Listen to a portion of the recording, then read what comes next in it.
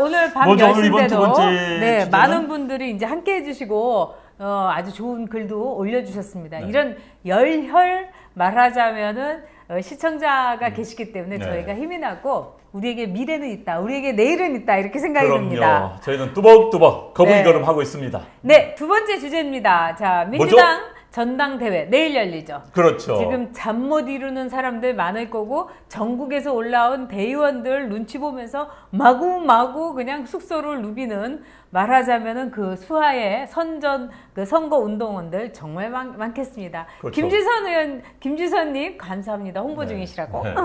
자, 민주당 전당대회가 중요합니다. 왜냐하면은 일단 집권 여당의 당대표를 뽑는 선거입니다. 네. 그리고 이번 당대표는 임기 2년을 다 채운다고 한다면은 2020년 총선을 지휘하게 되고 공천권의 상당 부분을 행사할 수 있게 됩니다. 게다가 문재인 대통령의 지지율이 떨어지게 된다면은 당으로 권력이 가게 됩니다. 일정 부분 넘어가게 됩니다. 그렇다면 집권 여당의 당대표의 권한, 권력은 굉장히 세지는 것이죠. 그래서 누가 당대표에 뽑히느냐에 따라서 대한민국의 정치 지도가 굉장히 바뀔 수가 있는 겁니다. 네. 근데 앞날은 안 봐도 비디오인 점이 있습니다.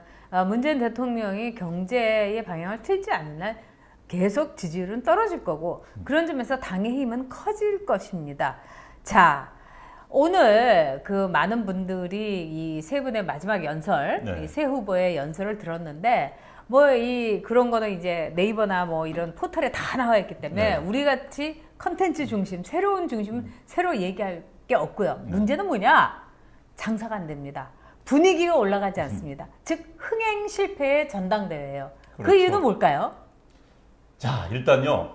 보통 이 전당대회를 하면은 여러분 다시 컨벤션 효과로 그러죠. 그렇죠. 언론이 막 쫓아다닙니다. 그런데 민주당의 지지율이 올라가는 게 아니라 보통 올라갑니다. 전당대회 앞에 이 컨벤션 효과 때문에 쭉 빠지고 있어요. 일단 근데 이유는 사람이 뭐냐? 모여들질 않으니까 관심을 못 끄는 네. 거예요. 관심을. 그건 저는 이제 민주당 전당대회를 보면서 저도 뭐 국회의원 생각했고 한때 뭐 전당대회 뭐 관여도 해봤습니다만은 전당대회가 이슈를 제기하고 이슈 파이팅을 해야 되는 겁니다. 그런데 이제 민주당 전당대회는 제가 만났던 민주당 의원 이번 뭐 깊이 임발부 경험도 그런 이야기를 해요.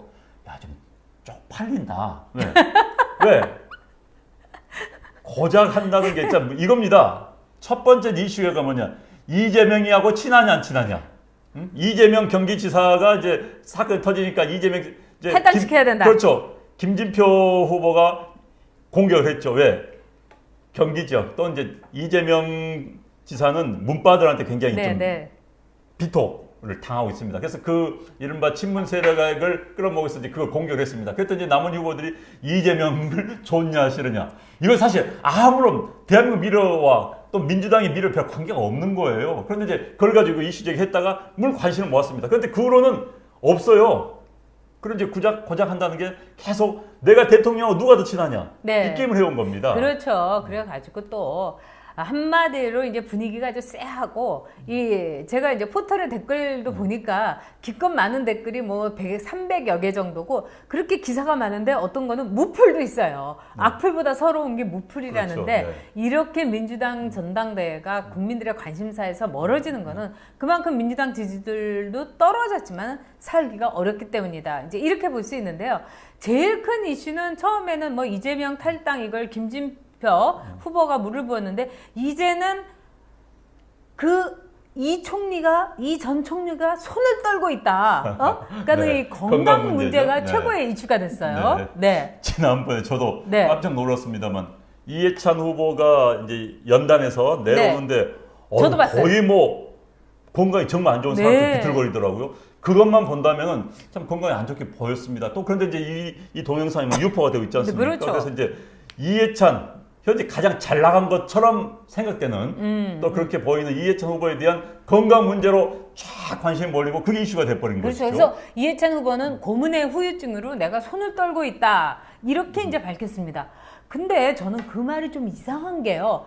이 손을 떨면 골프를 칠 수가 없잖아요. 근데 그분이 골프 싱글입니다. 그리고 총리 때는요, 이 공에다가 봉황무늬를 총리씨를 이렇게 시그널을 이렇게 네. 색이 갖고 골프를 이렇게 골프공을 이렇게 나눠주기까지도 했었어요. 그리고 그렇게 그 골프를 잘 치는 분이 왜 이렇게 글쎄요, 저기 그 양반이 또 공무원직이면 총리직을 골프 못 그만둔 치죠. 것도 네, 아니 국경일에 네, 골프 치러 갔다가 네. 골프 치러 갔다가 그게 걸려가지고 그렇죠. 수해 났을 때. 수해 났을 때 정말 수해 피해를 앞장서 피해 복구를 지휘해야 될 총리가 골프 치러 갔습니다. 네. 그래가지고 이제 그 언론에 나서 총리직을 그만뒀는데 그런데 글쎄요 손 떨면은 골프공 이거 안 되는데 이게 싱글입니다. 싱글입니까? 그리고 골프 너무 좋아하고요. 그럼 그래서- 고문 때문이라고 그런 그래서 고문도 이제 아마 이렇게 골프는 칠 수 있고 네. 그 다음에 이제 손 떠는 거는 네. 이 그 손 떨면서 골프도 잘 칠 수 있나 보죠. 그러니까 새로운 이제 그 새로운 이제 그 타법이 예, 생긴 새로운 모양입니다. 타법, 새로운 이제 예, 끝이 예, 잡는 예. 그게. 근데 이번에 그런 보니까요, 거예요. 이렇게 왜 전당대회 저도 나가봤어요. 그래서 네. 최고위원도 해봤는데, 그러면 이제 모두들 후보들이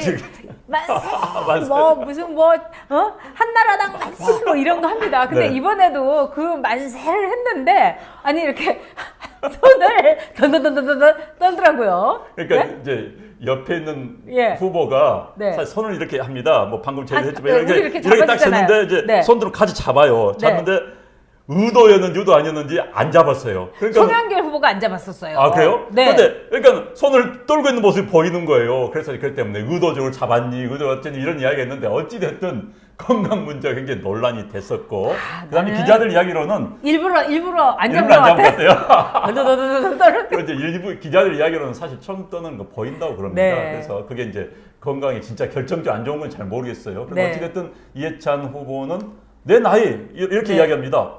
김진표 후보보다 내가 한참 더 어리다. 난 60대다. 네. 나 문재인 대통령하고 나이 비슷해. 정동영 이제 당대표 됐죠. 네. 민주평화당 그 동기입니다. 대학교 동기입니다. 그래서 가태라고 하는데 어쨌든 상대방 후보 진영에서는 건강 문제를 계속 지금 공격을 네. 하고 있지요. 김 지사님 어쨌든 수전증은 사실입니다. 덜덜덜 떨어요. 그래서 보통 수전증은 알코올 중독인 경우 덜덜덜 떱니다. 그래서 그분은 도대체 이유가 이제 뭘까 다시 한번 생각을 해야 네. 되고요. 네. 그다음에 언제나 호주머니에다가 손을 넣고 있어요. 네. 왜냐하면 손이 떨리기 때문에 이렇게 덜덜이를 보여주면 안 되니까요. 그래서 저는 이제 이번에 건강 문제도 다 좋습니다. 물론 정치인에게 중요한 건강 문제입니다. 건강해야지 올바른 판단을 할 수 있고 우리가 그 유명 일했지 않습니까? 프랭클 루스벨트 대통령이 마지막 건강이 안 좋았기 때문에 얄타이담 같은 그런 회담에서 결국은 스탈린한테 끌려다녔다. 그렇죠. 그래서 한반도가 우리가 분단이 된 것도 그때 프랭클 루스벨트 대통령이 강력하게 밀어붙였더라면 그런 일을 안 당했을 텐데 라는 이야기가 있습니다. 어찌됐든 정치인의 건강이 굉장히 중요합니다. 그런데 제가 이제 드리고 싶은 말은 네. 자 이해찬, 송영길, 김진표 이건데 네. 좀 결이 달라요. 좀 완전 그렇게 원단도 다릅니다. 다르죠. 그렇다면은 예. 결이 다른 걸 배경으로 해서 자 협치 문제 야당과 협치를 어떻게 할 것인가 내용이 좀 틀립니다. 그걸 네. 가지고 심층 토론을 해야 되는 겁니다.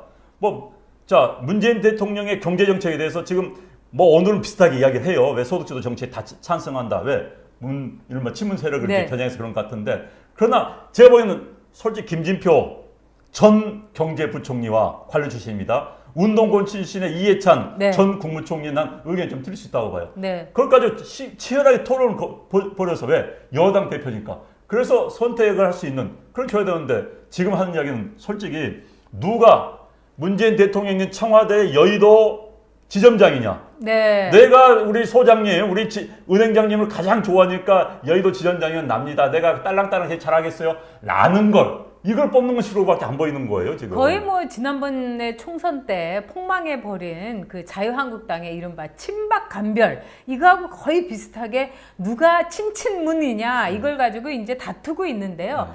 자, 그런데 영주님이 멘탈 건강이 더 중요하다. 제니님이 힐러리가 한번 비틀거린 것보다 더 심해 보였다. 확실히 건강 문제는 있는데 문제는 지금 돌아가는 거 이렇게 보니까 언론에서 아무래도 이모 후보가 될 것 같다. 뭐 이렇게 계속 돌고 있어요. 그런 것 같아요. 지금 네. 이제 재밌습니다. 저도 이 전당대회 옛날에 이제 관여를 해보면요. 여론조사 결과가 엄청나게 들어옵니다. 지금 민주당의 그 권리당원들이 이제 투표를 했습니다. 내일은 15,000명 가까운 이제 대의원들이 네. 전부 버스 타고 아침부터 올라와가지고 내일 이제 서울서 투표를 하게 됩니다. 이게 45% 가장 중요한 이제 걸 차지하는데 지금 정계 권리당 72만 명이에요. 72만 명하고 대의원들한테는 거의 홍수 되다시피 각종 홍보 자료 메시지가 들어오는데 거기는 이제 여론조사 결과 들어옵니다. 누가 1등이다, 누가 1등이다. 근데 이제 거기에는 이모 후보가 1등이라는 게 제일 많이 들어오나 봐요. 그렇죠. 그런데 이제 문제는 이 여론조사가 또 출처를 알 수 없는 여론조사. 네. 그러니까 조작된 건지 아니 뭐 누가 한 건지 모르는 게 많이 들어오니까 이제 대의원들이 지금 머리가 아파합니다. 대체. 네. 근데 대의원들도 아마 머리는 아프겠지만 지금은 대의원들의 콧대가 제일 높아져 있을 그럼요. 시점이죠. 네, 네. 자, 그런데 이해찬 후보가 만약에 이제 당선이 되건 네. 혹은 김진표 후보가 당 대표가 되건 우리가 송영길 후보는 잠깐 우리가 뭐 이런 게 솔직히 얘기해야 되니까 공중파나 지상파 아니니까 하여튼 둘이 누가 된다 하더라도 지금 정계에서는 어떤 말이 있느냐? 결국은 쪼개질 거다. 민주당이. 이런 이야기가 있습니다. 잠시 송영길 후보도 네. 비슷하답니다. 왜냐면요, 지금 이제, 아니, 여러 썰이 있어요. 네. 네. 그래서 뭐, 저는 공중파가 아니니까 좀 편하게 이야기를 드리면은, 네. 이제 평균적으로 세 캠프에서 이야기를 합니다. 이해찬 후보가 가장 앞서 나가는 것 같다. 네. 그러나 까보면 우리가 이길 것이다. 가 이제 네. 송영길, 김진표 후보 쪽 이야기입니다. 네. 그럼 이제 또 2등은 그러니까 또 2등은 누가 할 것인가 이야기 나오는데 이제 송영길 지금 2등 놓고 싸운다는 얘기를 송영길 했어요. 후보 측은 네. 이제 믿는 게 그럽니다. 호남 출신이에요. 그런데 이제 이번에 민주당의 유권자는 호남이 전국 인구의 10%입니다. 그러나 민주당에는 권리당원의 27%가 호남에 있어요. 네. 그리고 이제 서울에 21%, 경기도 20%였는데 대부분이 이분들이 호남 분들이 상당히 많습니다. 뭐 대부분 아니고 많기 때문에 광주 호남의 민심이 서울에 영향을 미치거든요. 그런데 네. 이제 송영길 후보는 바로 호남 출신이기 때문에 광주에서 내가 1등이다. 그러므로 아마도 까보면 내가 1등이다. 라고 주장을 하고 있습니다. 아, 네. 물론 다 까봐야 되는 겁니다. 뭐 지금 그럼 이제 김진표 후보는 무슨 소리야? 영남집에서 내가 1등이야. 뭐 이렇게 이야기를 하고 있고 이제 뭐 수도권에서는 뭐 혼전이야 이렇게 이야기를 하고 있는데 어찌됐든 세 후보 가운데서 이해찬 후보가 앞서 나가고 있다. 물론 까봐야 한다 하지만 앞서 나가고 있다는 것은 좀 공감을 이루고 있는 그런 분위기 같습니다. 네. 그리고 가장 중요한 거는 이 우리가 이제 옛날에 절에서 그 주지 싸움이 나가지고 말하자면 정말 이 회칼을 들고 조직 폭력배까지 절에 소유권을 가지고 이제 싸움이 나지 않았습니까? 지금도 아마 그거 기억하시는 분이 있을 거예요. 근데 그런 것과 마찬가지입니다. 이번 전당대회는 그 어마어마한 공천권을 가진 대표를 뽑는 거기 때문에 사생 결단을 하는 겁니다. 그래서 지금 굉장히 흙탕물, 아주 진창 같은 그런 선거가 되고 있다고 하는데 지금 민주당에서는 앞으로 누가 대표가 되든 간에 결국 함께 갈 수는 없다. 그렇기 때문에 당이 쪼개질 거다. 결국 2020 선거를 기점으로 하든지 그 언저리에서 당이 쪼개질 거다. 이렇게 보는데 저는 그것도 상당히 의미심장하다고 봅니다. 왜냐하면 같이 갈 수 없는 사람들이에요. 그건 저는 약간 달라요? 네. 나는 그렇게 저는 그렇게 봐요. 굉장히 내상은 큽니다. 내상 큽니다. 근데 이제 쪼개지기에는 문재인 대통령의 지금 지지도가 이제 관련돼 있고 역시 대주주는 문재인 대통령입니다. 문재인 대통령을 바라본 사람들이 이제 어떻게 될 것인가가 문제인데. 우리 네 개예요. 그런데 저는 내상은 굉장히 클 것이다. 왜냐하면은 지금 이제 전쟁은요 내전이 무섭습니다. 국가 간의 국가 전쟁은 속된 말로 땅 떼주고 나면은 탈탈 털면은 그냥 끝나는 겁니다. 평화협정 맺으면 끝나는 거예요. 그렇죠. 전쟁 배상금도 끝나는 겁니다. 내전은 내가 이기지 않으면 죽는 이 게임이 돼버린 겁니다. 남북한의 관계는 무서운 게 그거예요. 우리하고 예를 들어서 뭐 옆에 나라하고 전쟁했다? 근데 뭐 식민지가 되지 그래 않은 상태라면은 그래 땅 떼줄게 뭐 이런 식으로 끝나는데 내전은 그냥 다 지배를 하는 거지 않습니까? 그래서 무서운 거예요. 그런데 이제 전당대회가 무서운 게 공천권 행사하는 당대표가 있을 때는 자 이번에 예를 들어서 이해찬 후보가 됐다. 그럼 송영길, 김진표 후보 쪽에 있었던 줄을 섰던 의원들 그런 뭐 사람들 너 전번에 나한테 그랬지. 또 이해찬 후보는 설사 안 그러고 싶어도 옆에 있던 사람들이 또 경쟁자 됐을 거 아닙니까? 경쟁지 야 쟤는 안 돼. 쟤는 안 돼 하면은 결국 이제 공천 문제에서 삐걱대고 그러면 이제 반발하면 튀어나오고 이런 가능성이 있는 것이죠. 그런데 이제 굉장히 내상은 깊을 것이다. 이게 사실 네. 이제 인격 공격이 가면은 이게 굉장히 무서운 겁니다. 근데 정책 공격이 이제 아니라. 그렇죠. 네. 근데 문재인 대통령의 지지율이 계속해서 내려갈 것이고 그렇게 되면은 네가 잘못했니, 내가 잘못했니 이렇게 하면서 내전이 진짜 폭발하게 되고 결국은 친노와 친문이라는 서로 건널 수 없는 강을 건너버린 사람들끼리의 또 하나의 분파가 이뤄질 겁니다. 그래서 저는 이제 당이 쪼개질 거다 이렇게 보는데 많은 분들이 안영환 의원의 의견에 한 표를 줬습니다. 여러분 한번 우리도 500원 걸고 쪼개지는지 어떻게 한번 보자고요. 500원 결격했습니다. 예, 자 그리고 중요한 거는 뭐냐? 자유한국당에서도 이해찬 후보를 지지하고 있다고 합니다. 이해찬 후보가 돼야지 자유한국당에 도움이 되지 않을까. 진짜 만에 하나라도 혹시나 홍준표 후보 전 대표가 내년 1월에 전대에 나왔을 때 이해찬 후보가 이렇게 나와서 이렇게 하면 그림이 그래도 이렇게 똔똔이 될 텐데 그래서 이해찬 후보가 꼭 됐으면 좋겠다. 이게 자유한국당의 진심이라고 합니다. 자유한국당 사람들이 그런 이야기 합니다. 네. 아무리 봐도 네. 대한민국을 위해서는 김진표 후보가 당대표가 돼야 될 것 같은데 네. 대한민국을 위해서는 우리 당을 위해서는 한국당 이야기입니다. 우리 네. 당을 위해서는 이해찬 후보가 되는 게 좋을 것 같아 라는 분들이 계시더라고요. 네. 뭐 그 뜻은 뭐 여러분들이 아시겠죠? 뭐 제가 무슨 이야기 하는지. 그래서 네. 저는 뭐 특정 후보를 편들고자 하는 거 아닙니다. 뭐 제가 무슨 뭐 저는 당적 없습니다. 아니 저는 뭐, 이해찬 후보가 됐으면 좋겠어요. 저는 뭐 당적도 없고 뭐 어느 누구 편들 생각 없습니다만은 지금 이제 구도 뭐 그런 식으로 가고 있다는 걸 말씀드리고요. 어쨌든 내일 이제 대의원들이 와서 한 대의원 몫이 45%입니다. 그렇죠. 그게 가장 중요하고 또 이제 현장에서 결정한 분도 계세요. 연설 네. 누가 연설을 잘하느냐에 따라서 그러니까 이제 송영길 후보는 자기 정기 때문에 현장 표를 많이 먹을 수 네. 있다 이런 이야기 하고 하는데 내일 표도 상황 중요합니다. 그런데 네. 이제 내일 15,000명의 대의원들은 대개는 이제 지구당 위원장들의 영향력 좀 행사를 받아요. 당연히 예. 그렇죠. 그렇긴 하지만 굉장히 민주당의 경우에는 정치 고단수들이 많기 때문에 이 한나라당과는 달리 그 대의원 각각의 의지가 굉장히 중요한 맞습니다. 당이다 네. 이렇게 볼 수도 있습니다. 그런 의미에서 자 네. 여기서 김종숙 님이 이해찬 후보에 대해서 여권 홍준표다 이렇게 얘기했고 피시슬레이어 님이 이해찬이 되면 정부와 여권의 갈등이 생길지도 크크크 제가 이야기하는 초점이 바로 그겁니다. 바로 그 갈등인 거죠. 그런 지금, 점에서 네. 분당도 가능할 수 있다. 지금 저는 이렇게 이제 생각합니다. 우려하는 게 네. 이겁니다.